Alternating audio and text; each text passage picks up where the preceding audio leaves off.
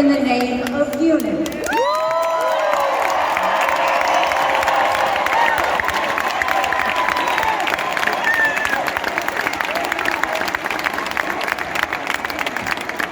It was a gracious invitation, and I was happy to accept.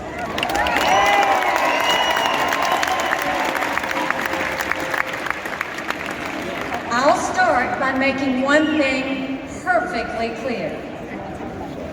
Donald Trump has my strong endorsement, period.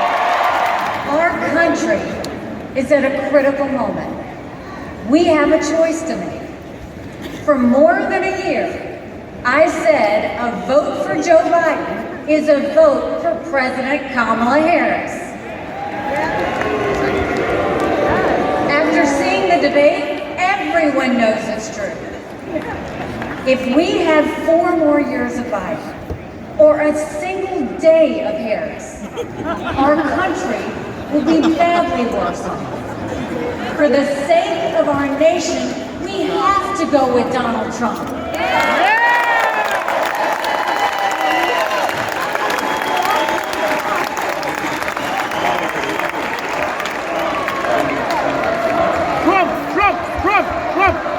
But there is more to it than that. We should acknowledge that there are some Americans who don't agree with Donald Trump 100% of the time. I happen to know some of them. And I want to speak to them tonight.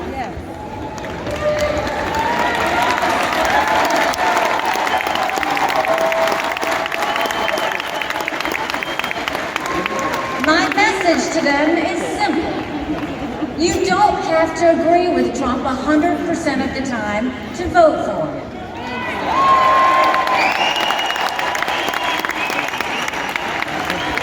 Take it from me, I haven't always agreed with President Trump. But we agree more often than we disagree.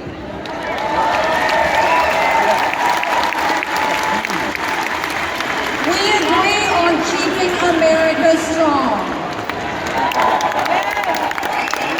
We agree on keeping America safe. And we agree that Democrats have moved so far to the left that they're putting our freedoms in danger. I'm here tonight because we have a country to save. And a unified Republican Party is essential for saving her.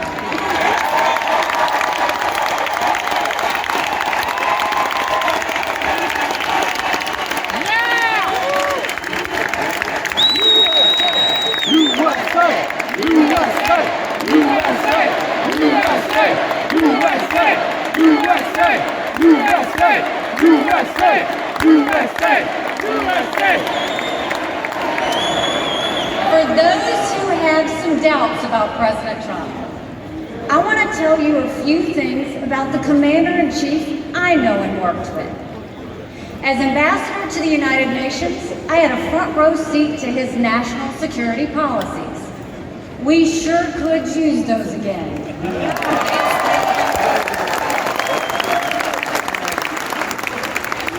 Think about it.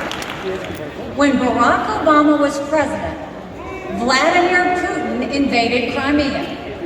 With Joe Biden as president, Putin invaded all of Ukraine. But when Donald Trump was president, Putin did nothing. No invasion. Putin horror! No invasion, no wars. That was no accident. Putin didn't attack Ukraine because he knew Donald Trump was tough. A strong president doesn't start wars. A strong president prevents wars.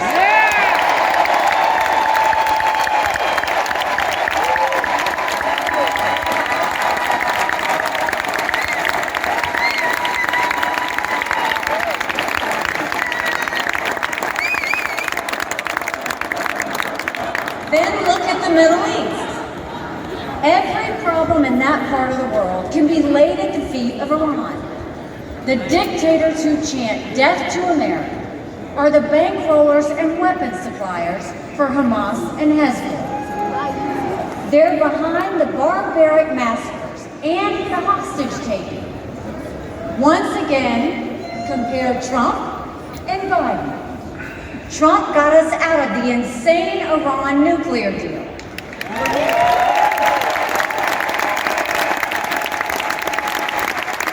He imposed the toughest sanctions ever on Iran. And he eliminated the arch-terrorist Qasem Soleimani.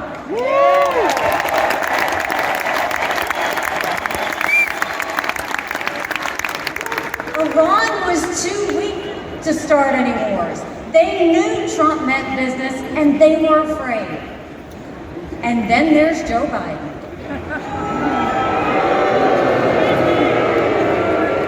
He lifted the sanctions. He begged them to get back into the nuclear deal. He surrendered in Afghanistan. He sent every possible sign of weakness.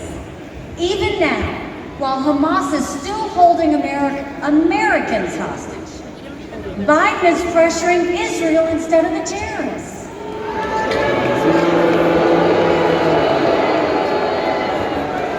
Between Israel and Hamas, Donald Trump is clear about who is our friend and who is our enemy.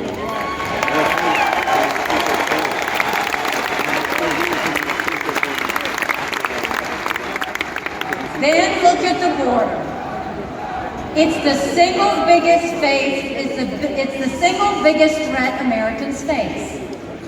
Under Joe Biden, migrants are coming into our country by the thousands every day. We have no idea who they are, where they end up, or what they plan to do.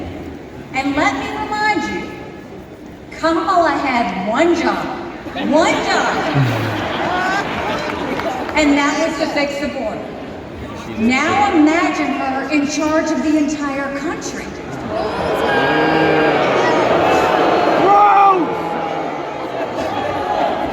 Under Donald Trump, we didn't have the border disaster we have today, and we won't when he is president again.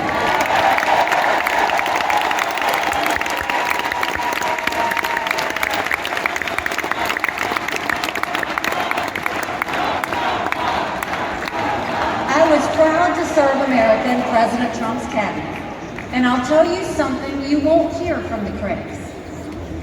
He appreciated advice and input. Americans were well served by his presidency, even if they didn't agree with him on all things. Now, to my fellow Republicans, we must not only be a unified party, we must also expand our party.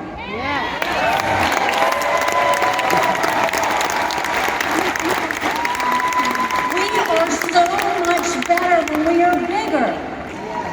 We are stronger when we welcome people into our party who have different backgrounds and experiences.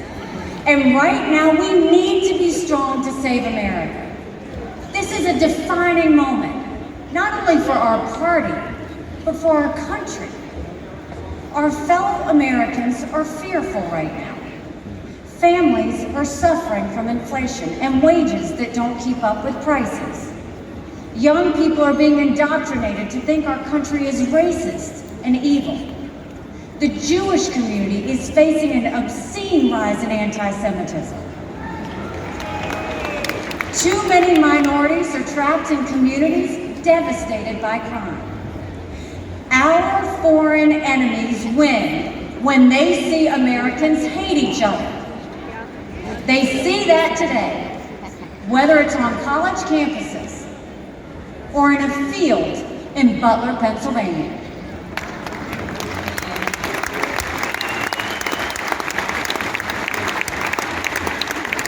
But we can conquer those fears with strength and unity. No president can fix all of our problems alone. We have to do this together. America has an amazing ability to self-correct. In this moment, we have a chance to put aside our differences and focus on what unites us and strengthens our country.